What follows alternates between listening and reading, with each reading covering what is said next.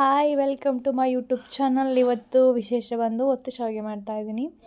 ಬನ್ನಿ ನೋಡ್ಕೊಂಡು ಬರೋಣ. ಫಸ್ಟ್ 1 ಲೀಟ್ರಷ್ಟು ನೀರನ್ನು ತೊಗೊಂಡು ಅದು ಗುಳ್ಳೆ ಬರೋ ತನಕ ಮಳ್ಳಿಸ್ಕೊಂಡು ಅದಕ್ಕೆ 1 ಅಥವಾ 1.5 ಸೌಟಷ್ಟು ಹಸಿಟ್ಟನ್ನು ಹಾಕ್ಕೊಂಡು ಕದ್ರಕೋಬೇಕು. ನೋಡ್ತಿದ್ದೀರಲ್ಲ ಹಾಗೆ.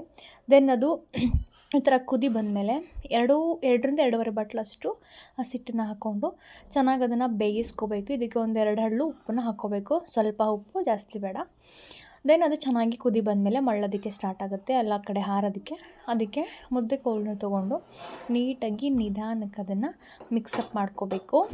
ನಿಧಾನಕ್ಕೆ ತಿರುಗಿಸ್ತಾ ಹೊಂದಿಸ್ಕೊಂಡು ಅದು ಗಂಟಿದೆಯಲ್ವ ಅಂತ ನೋಡ್ಕೊಬೇಕು. ದೆನ್ ಅದು ಒಲೆ ಮೇಲೆ ತಿರುಗಿಸಾದ್ಮೇಲೆ ಕೆಳಗಡೆ ಇಳುಕಿಸ್ಕೊಂಡು ಅದನ್ನು ಚೆನ್ನಾಗಿ ಹೊಂದಿಸ್ಕೋಬೇಕು. ಇಲ್ಲಿ ಎಷ್ಟು ಹೊಂದಿಸ್ತೀವಲ್ವ ಅಲ್ಲಿ ಶಾವಿಗೆ ಅಷ್ಟು ಎಳೆಯಾಗಿ ಬರುತ್ತೆ. ಹಾಗಾಗಿ ಅದನ್ನು ಆದಷ್ಟು ನೀಟಾಗಿ ಹೊಂದಿಸ್ಕೊಳ್ಳೋಕ್ಕೆ ಟ್ರೈ ಮಾಡಿ.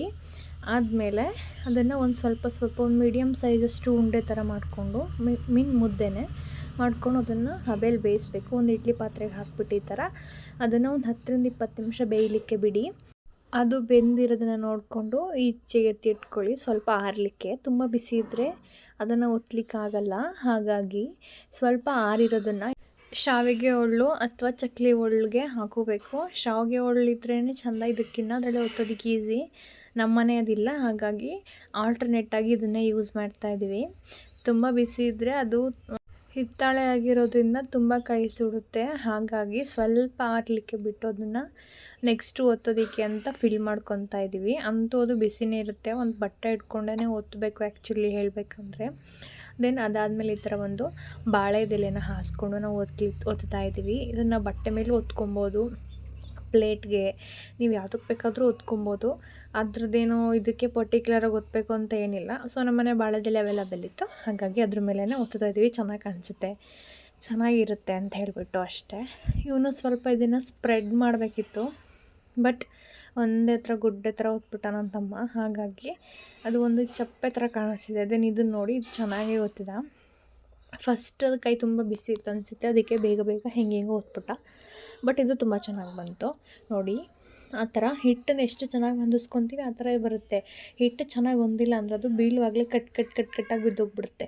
ಸೊ ಹಾಗಾಗಿ ಆದಷ್ಟು ಹಿಟ್ಟನ್ನು ಚೆನ್ನಾಗಿ ಹೊಂದಿಸ್ಕೋಬೇಕು ಬಿಸಿ ಇರುವಾಗಲೇ.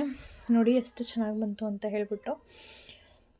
ಇದಕ್ಕೆ ಬೆಸ್ಟ್ ಕಾಂಬಿನೇಷನ್ ಅಂದರೆ ಕಾಯಿ ಹಾಲು ಮತ್ತು ಚಿಕನ್ ಸಾಂಬಾರು ಎರಡೂ ಕೂಡ ತುಂಬ ಚೆನ್ನಾಗಿರುತ್ತೆ.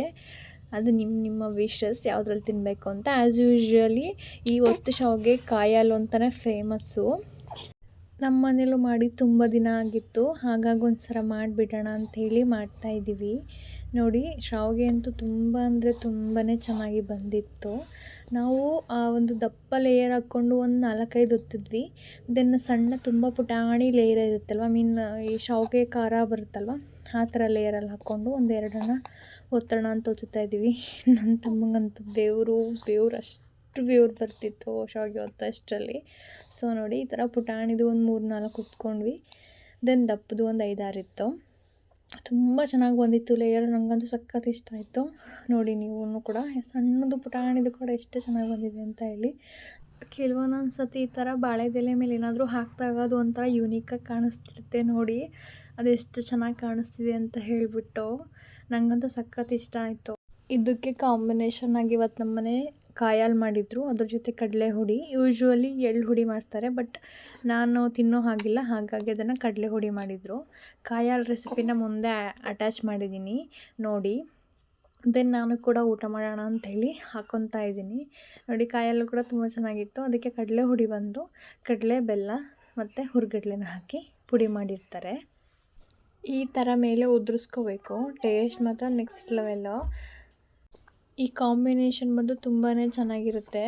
ನೆಕ್ಸ್ಟ್ ಕಾಯಿ ಹಾಲಿಗೆ ತೆಂಗಿನಕಾಯಿ, ಬೆಲ್ಲ ಮತ್ತು ಒಂದು ಸ್ವಲ್ಪ ಹಾಲನ್ನು ಹಾಕ್ಕೋಬೇಕು. ಬೆಲ್ಲನ ಜಿನಿಯಕ್ಕಿಟ್ಟು ತೆಂಗಿನಕಾಯಿನ ರುಬ್ಕೊಂಡು ಅದರೊಳಗಡೆಗೆ ಆ್ಯಡ್ ಮಾಡಿ ಚೆನ್ನಾಗಿ ಬೇಯಿಸ್ಕೊಂಡ್ರೆ ಕಾಯಿ ಹಾಲು ಆಗೋಯಿತು ಅಷ್ಟೇ. ಈ ಥರ ಇತ್ತು ಔಟ್ಪುಟ್ಟು. ಈ ರೆಸಿಪಿ ಇಷ್ಟ ಆಗಿದ್ರೆ ಒಮ್ಮೆ ಟ್ರೈ ಮಾಡಿ. Thanks for watching.